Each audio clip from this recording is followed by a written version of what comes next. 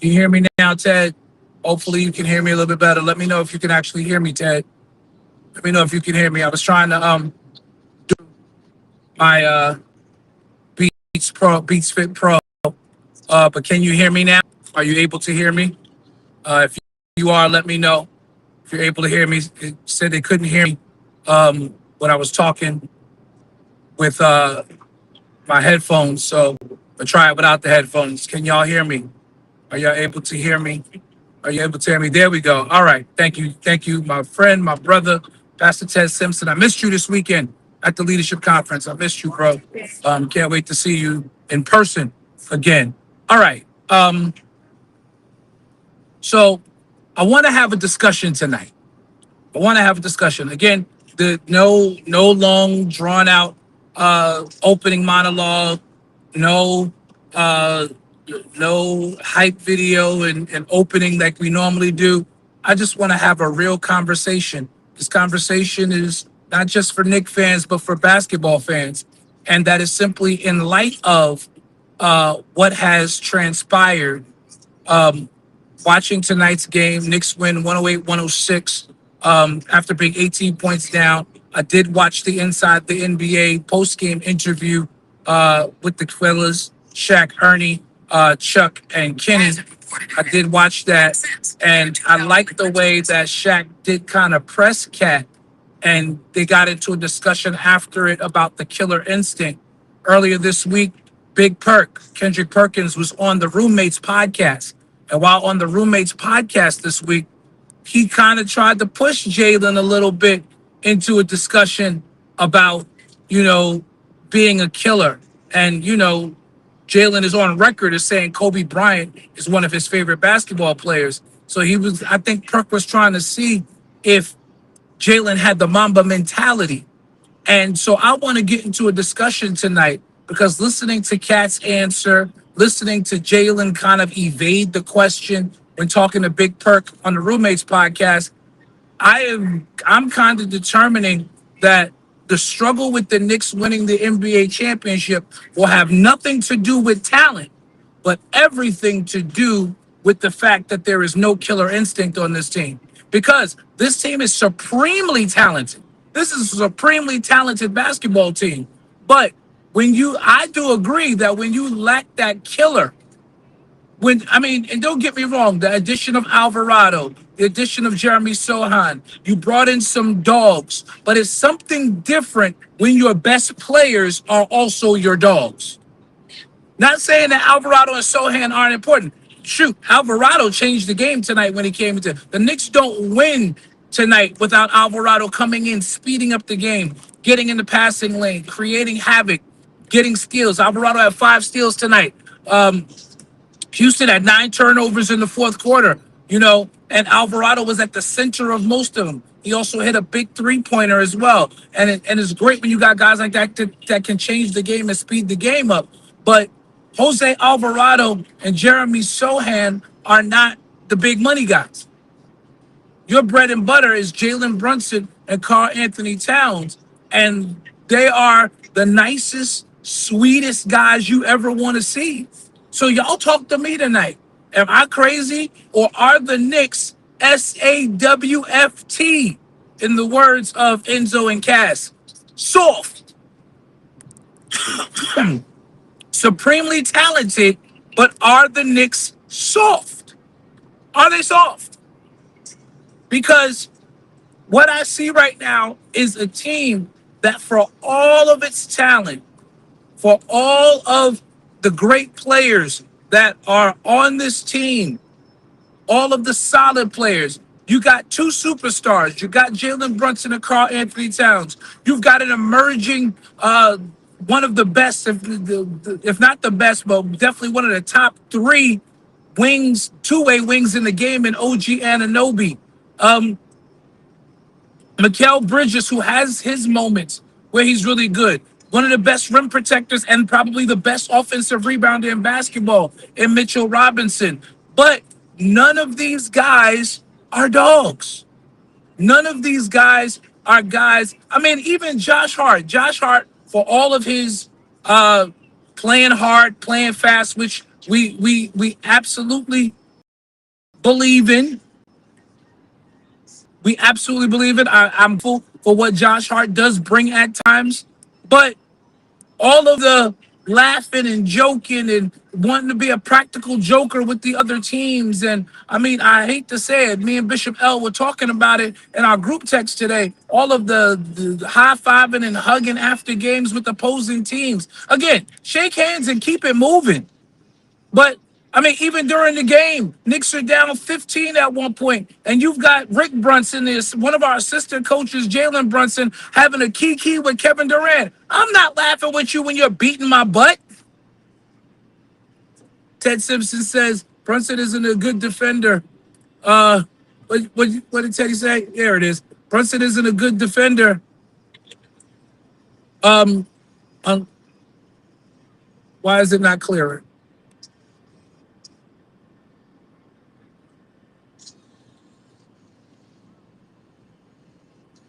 Brunson isn't a good defender unless he's positioned for a charge. Unfortunate but true, Ted. Unfortunate but true. Brunson is not a good defender unless he's positioned for a charge. And you know that's a struggle that we see consistently and constantly with Jalen Brunson.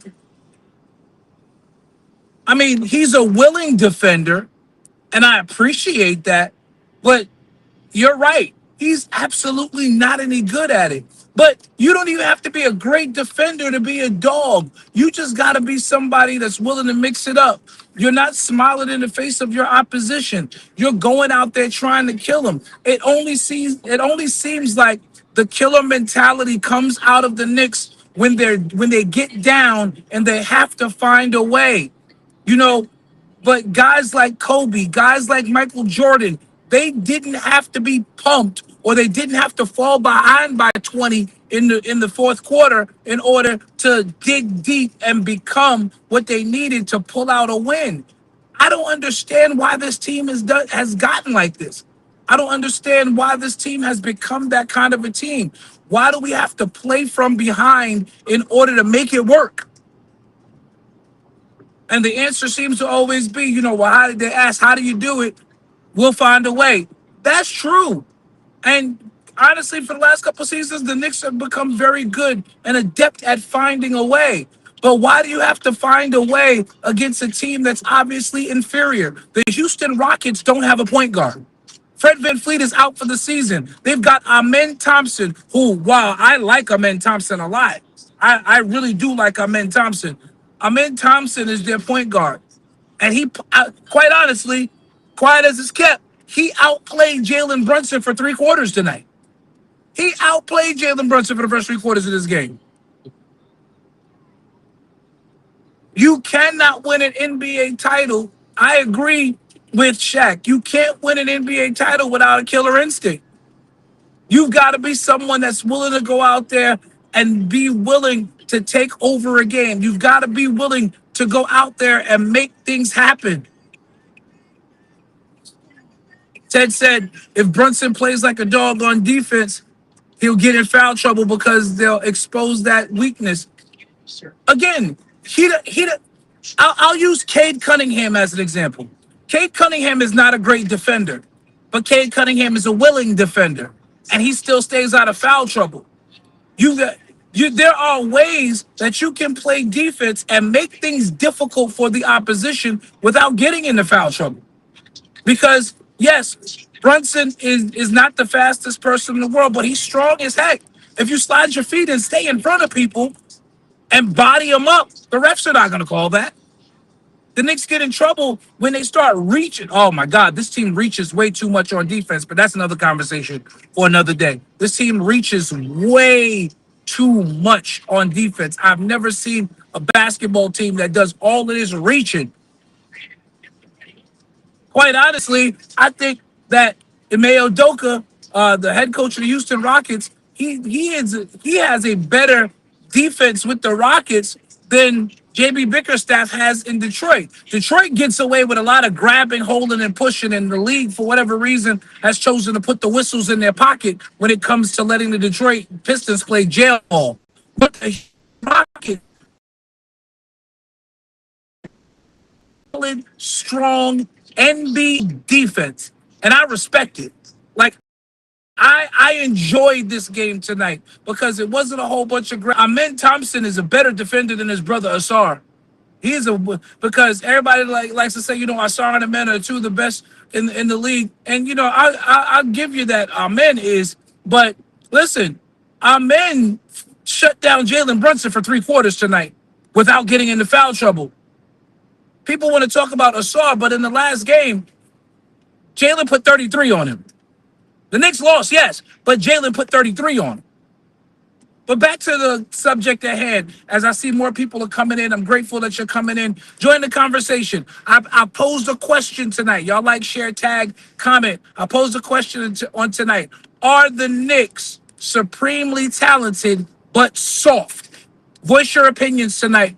Church guys, post-game show with me, Bishop D'Lo. I'm on here. Bishop L said he was going to join. I'm hoping that he does come on before I get home, because once I get home, this live is over. But driving back from New York, but I want us to get into this conversation tonight, and let's talk about it. Let's talk about it tonight. Are the Knicks soft? Are the Knicks soft? And I asked that question because, and people have wrongfully accused me of being nostalgic with the 90s or whatever, because that's not true. I'm a Knicks fan. And so I've been watching the Knicks all of my life. And there's a certain level of toughness that the New York Knicks have always been known for, at least as long as I've been alive.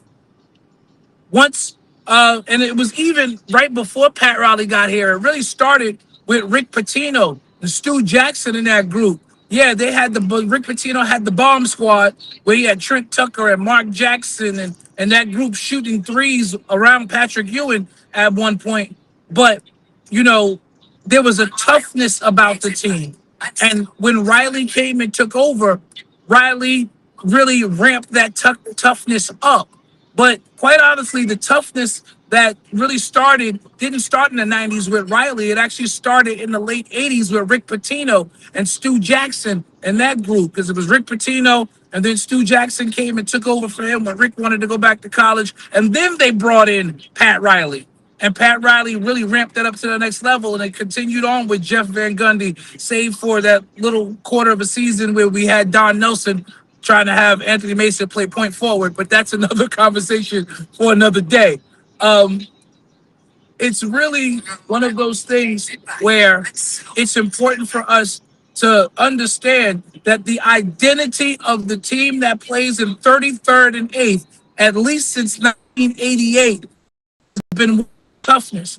And even at years, the Knicks were still known for their toughness. Even when the team wasn't good, they played hard. There were dogs on the team. Just Julius Randle drove me crazy. He was a dog. As much as Julius Randle drove me crazy, dog. That first season when we had Nerlens Noel, he was a dog. Those guys, Elfrid Payton was a dog. I'm talking about most recently now with the Tibbs teams, but if you want to go back, even the teams with Melo, that team that won 55 games, but then we lost to Indiana in the playoffs. That was a team full of dogs, a bunch of NBA vets: Marcus Camby, Kurt Thomas, Rasheed Wallace, Kenyon Martin, bunch of dogs. So the identity of New York Knicks basketball, for as long as I can remember, has been one of toughness. And now, in this iteration, in the 2025-26 season, we're seeing a kinder, gentler Knicks. And it's not working. It's really not. Y'all let me know. Are the Knicks soft? Sound off in the comments. Teddy has already let me know how he feels, but there's some more of you watching. Come on, let us know. Are the Knicks soft? As we get into this post-game show today, are the Knicks soft? Do the Knicks need to really figure out their identity as a team? Because it's interesting. Again, I said it before. Your best players, Cat, Brunson, are great. You brought in Alvarado in terms of talent. You brought in Alvarado. You brought in Jeremy Sohan to kind of up the toughness quotient. But does it mean anything if your best players don't have that dog in them. Because Mike, dog. Kobe, dog. Shaq, dog. Charles Barkley, dog. These are guys with killer instinct. They put their foot on your neck. And then when they had a chance to beat you, they tried to kill you. Of course, not literally, but they got a big lead. They didn't squander it. And they rallied their teammates to follow their lead. And as a result, yeah, Charles never won a title, but there weren't too many years where Charles's teams were not contenders. Charles had the unfortunate, time of being in the same era as Michael Jeffrey Jordan. Tesfa says, in comparison, yes. Compared to the older Knicks squads, they are soft. I agree. And maybe I'm being too hard on them because, again, I watched those older Knicks squads. I watched Xavier McDaniel headbutt Scottie Pippen and scare him during the playoff series. I watched Anthony Mason and Charles Oakley punk other teams' players. I watched John Starks headbutt Reggie Miller. Reggie Miller was supremely more talented than John Starks, but Starks never backed down from Reggie Miller. Even with Anunoby, and I love Anunoby, but even with Anunoby and Bridges, who are supposed to be two of the best defensive wings in the game, they don't really get under anybody's jersey defensively. They don't usually. Anunoby a little more than Bridges. Bridges makes no one's life difficult on the perimeter. And I've noticed this entire season. It's like Mikal Bridges is content to let players go and do what they want to do. And picking up these stupid fouls on rebounds is starting to get on my nerves. He had that foul that almost cost us a game a couple of weeks ago as time was expiring. That sent the game to overtime. And then he had a stupid foul tonight on Ben Thompson when all he had to do was put his back on him. Boxing out has never been turning around and face guarding a guy rebound. You don't have to face guard on a rebound. You find your man, you put your butt in his chest, and you keep him on, and you spread your arms. You give yourself a big base, and you make yourself wide so they can't get around you. At least that's how I was taught how to box out. That's how I was taught how to box out. What we got here? My brother, Overseer Bullard, said you're talking about two different generations of basketball. Honestly, there are no teams that are dogs with the exception of Detroit. No, because Oklahoma City is full of dogs too. Quiet as it's kept. Houston, what we saw tonight is full of dogs. Ime Udoka demands it. Offensively, Houston's not better than us, but they have length and they play hard. Jabari Smith is not great, but they go out there and play hard every night. Amen Thompson can't shoot to save his life. But on the defensive end, he's going to make your life a living hell, and he's going to make sure that he gets off the 10 rebounds tonight. Play point guard. Tesfa said, also to be fair, I got it, wait. Also to be fair, my anytime they do try to play with more toughness than they do now, they get into foul trouble easily. The other teams are rewarded when the Knicks try to be aggressive on defense. I can explain that, and that's a coaching thing, Tesfa, because one thing I've learned about officials, because I do coach basketball as well, and what I tell my teams is we have to be aggressive from the opening tip. The officiating doesn't decide how the game is going to go. How you start the game is what decides how the officiating is going to go. If you start the game getting into people defensively, the officials are going to give you a little more leeway because they're going to see if that other team is going to match that intensity. Most officiating crews are going to officiate based upon that.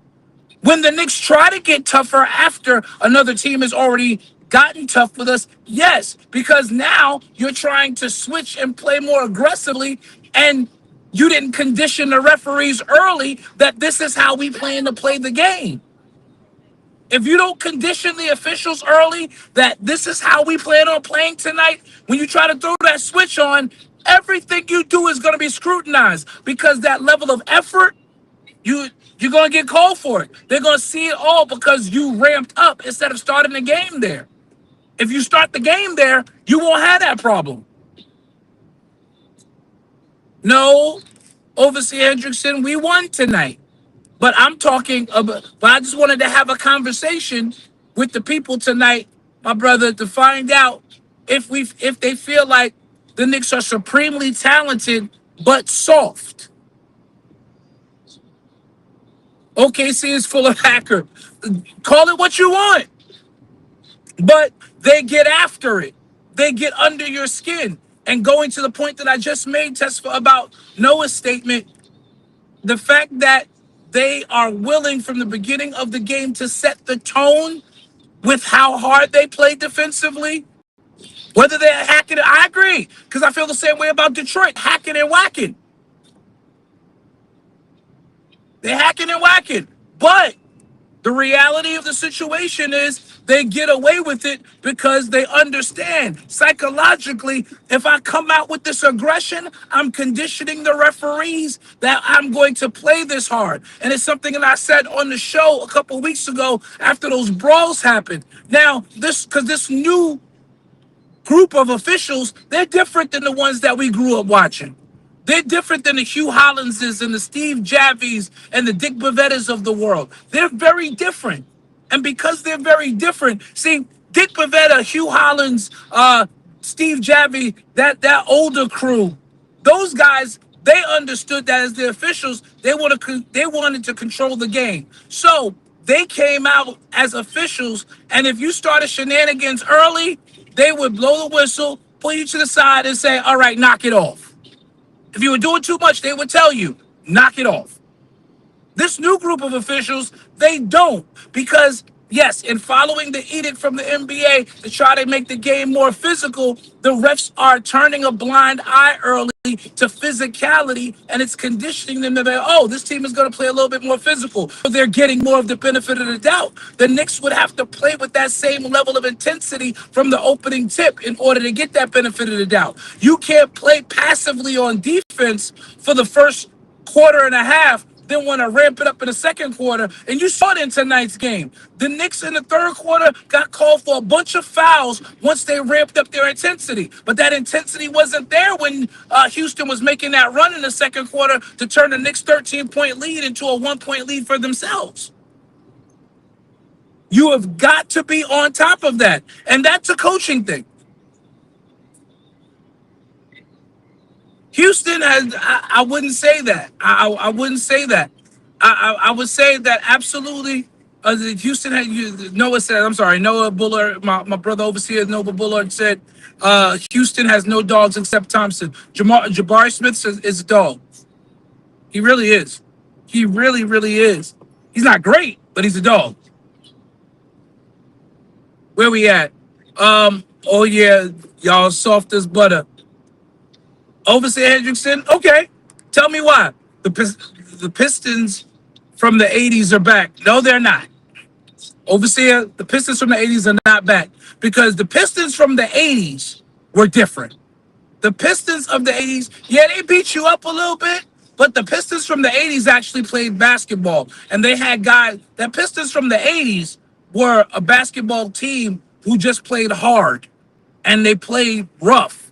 Yes, on defense, they made you feel it. Again, the rules were different, yes. But at the same time, they had Isaiah Thomas at the point guard. They had Joe Dumars. They had scorers. This Piston team does not have any scorers outside of Cade Cunningham. Jalen Duren is not even a scorer. Jalen Duren is a double-double because of that pick and roll they run with Cade. But Jalen Duren is not a real threat from the perimeter. He dives to the basket with aggression, yes. He absolutely does. But honestly, they not that. And offensively, this Piston team is trash. And I keep telling people like, oh, Detroit, Detroit, Detroit. Where is Detroit going to get scoring from in the playoffs outside of Cade Cunningham? Because the game changes in the playoffs. The game changes in the playoffs. And because the game changes in the playoffs, I can't see where Detroit's going to get any scoring from. I can't see where Detroit's going to get any scoring from when it comes down to having to get points in the playoffs. I can't see it.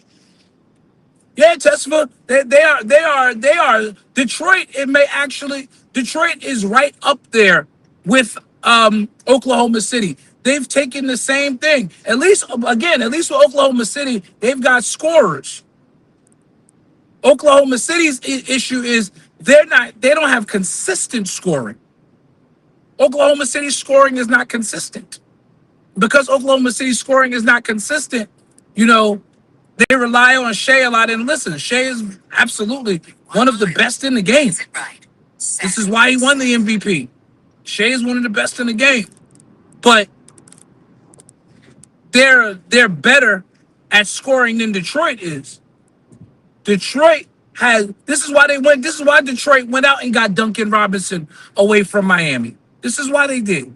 Because they are trying to find some scoring. This is why they went out and got the guys they did. They brought in Karis LeVert and players like that. And again, I still say, even with Duncan Robinson, who Duncan Robinson didn't really get it done in Miami, which is why he's not there anymore. Karis LeVert, unfortunately, has not been really good since he left Brooklyn. Karis LeVert has not been that great. He was not great against us in Cleveland 2 years ago in the playoffs when they brought him there for scoring. He wasn't great in Indiana when they brought him there for extra scoring. In fact, he rode the bench against us last year in Indiana, in that Indiana series. Karis LeVert was on the bench most of crunch time. So where are they really going to get their scoring from? And I agree, Tesla. That's why they keep giving OKC so many foul attempts. They give him free throw attempts because Shea is good at what he does. People want to call him a foul baiter, but again, good, solid NBA defense isn't taught anymore. Good NBA defense isn't taught anymore. Guys don't move their feet anymore. Everybody's reaching. Everybody's hacking and grabbing and holding. It's on every team, quite honestly. But there are some teams that are more egregious than others, and that's the Oklahoma City Thunder, and that is the Detroit Pistons. Those teams are way more egregious than anybody else. I'm getting ready to shut it down. I'm almost home. But again, we're here tonight. Knicks win 108-106, but I just wanted to come on and talk about the fact that, my beloved New York Knickerbockers, as supremely talented as they are, they may be kind of soft. And that is why there is an issue and the lack of a killer instinct that might be the difference between them and an NBA championship this year, or any year for that matter. So again, if you haven't sounded off, tell me what you think in the comments. Are the Knicks soft? Or you think I'm overreacting? Tell me what you think. Tell me what you think in the comments as we get ready to close it out. We've already been on for 30 minutes. And it's been a pretty good conversation so far. I'm grateful for those of you who jumped in with me on this late hour. It's after midnight. Hopefully you guys had a great Saturday. Knicks got another one tomorrow, 8 p.m. tip-off against the Chicago Bulls. Knicks will be in Chicago tomorrow. The other thing, I want to see more of Jordan Clarkson. I understand, but then I don't understand. And that was another thing. And then I'm getting out of here. Mike Brown, as good as he's been this season, the last couple of games, his coaching has kind of left something to be desired for me. You're playing a Houston Rocket team whose starting lineup there is no one under 6'9". I'm not saying change the starting lineup, but how does Jeremy Sohan, who is 6'9", and you brought him here, only get 8 minutes? No disrespect to Josh Hart. Again, I love Josh Hart, but Josh Hart is 6'4". Why is Josh Hart guarding Kevin Durant for long stretches? Listen, Josh Hart is tenacious. Josh Hart is a guy who does try to get into you as a defender, but he's giving up 7 inches to Kevin Durant. Kevin Durant just can't, anytime they got that switch. And you've got to stop allowing teams to hunt mismatches to get Kevin Durant on Jalen or get Jalen on Kevin Durant. Teams are hunting mismatches against the Knicks. A guy gets going, and you're not blitzing him with a double team to get the ball out of his hands, especially against a team like Houston, which is a decent three-point shooting team, but they're not great. If the defense rotates and you flash that double team and you get the ball out of his hands, and then you got somebody to recover, forced him to put the ball on the floor. But now you got somebody else. Make Amen Thompson, who can't shoot worth a lick. Make him beat you. Pick the worst shooter on the other team and say, okay, this guy's getting off. We're gonna double him, and we're gonna make their worst shooter beat us. And if he beats you, you tip your hat. But Amen Thompson's not gonna beat you from three. That's the guy you don't really worry hard about running off the line. Alperen Sengun, that's the guy Sengun shoots 29% from three. But you refuse to double Kevin Durant and you put Josh Hart on him, who's giving up 6 inches. What are we doing? That's what says he only had 4 minutes tonight. 4 minutes. Yeah. Had to check them out. 4 minutes.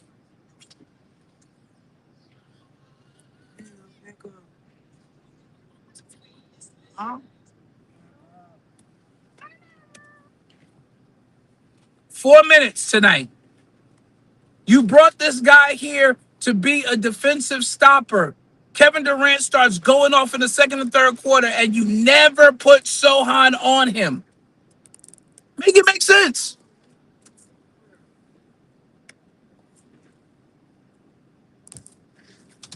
Right.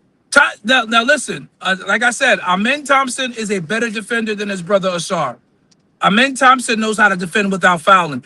That dude, he shut Jalen Brunson down for 3 quarters tonight. 1 mile. He absolutely shut Jalen. Amen Thompson shut Jalen Brunson down for 3 quarters tonight. He really did. His focus was to stay on Brunson at all times. Absolutely. Because that's good old school defense. Y'all got the new NBA has this switch everything mentality, which makes absolutely no sense. Oh, if OG is on Kevin Durant, OG, fight over that screen. If they give you a big screen, roll under it and get right back to him. That's what Amen Thompson was doing the whole night. He made sure that he was going to stay with Jalen Brunson. We don't switch. You put your best defender on the other team's best player if you're going to go one-on-one. Because honestly, one-on-one, I'll put OG on anybody. Turn right. But once Durant started getting going, because Durant's one of those types of players, he's a superstar. Once they get going, it don't matter who you throw at him. That's the point where you give them a double team and make somebody else beat you. I mean, I'm ranting like we lost, but that game was a lot closer than it should have been. Knicks win again, 108-106. Appreciate y'all jumping in for this 36 minutes with me. Join us again Tuesday night. Knicks got another one tomorrow night in Chicago. But join us Tuesday night at 8 o'clock. Actually, no. Join us. I think it's going to be a post-game Tuesday. I think we have a game Tuesday. So join us for the post-game Tuesday night as we'll be back at it in our regular time slot. Well, at least on our regular night. It might not be in our regular time slot. But we appreciate you. I appreciate y'all jumping on for a little bit tonight. Until then, as always, it's still orange and blue skies. Y'all have a great night, everybody. and I will see y'all on Tuesday night.